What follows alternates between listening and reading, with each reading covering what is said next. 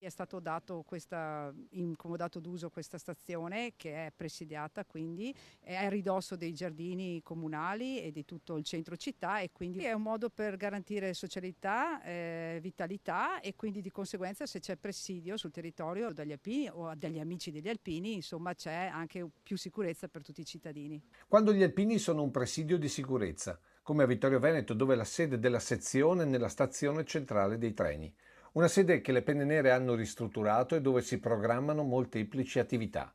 Una tra tutte il centro studi, che ha catalogato l'intera biblioteca della sezione, quindi anche quella dei gruppi, con un obiettivo ben preciso. Dobbiamo cercare di mantenere quelli che sono i nostri valori, i nostri principi, e cercare di trasmettere questi segnali, questi valori, portarli fuori dalle nostre sedi, portarli proprio a contatto con la gente, a contatto con i bambini.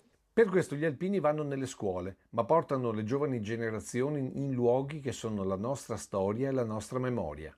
La memoria portandoli al Bosco delle Pene Mozze. Quindi gli facciamo capire quel luogo, l'importanza di quel luogo, la sacralità di quel luogo. E loro come rispondono? Con silenzio.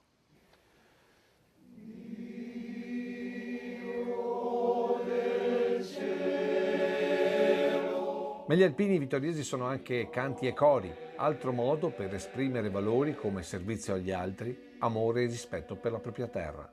L'amor di patria. Quindi è meglio assolutamente impegnarsi e sentirlo proprio, e durante i canti cercare di farlo arrivare al cuore delle persone.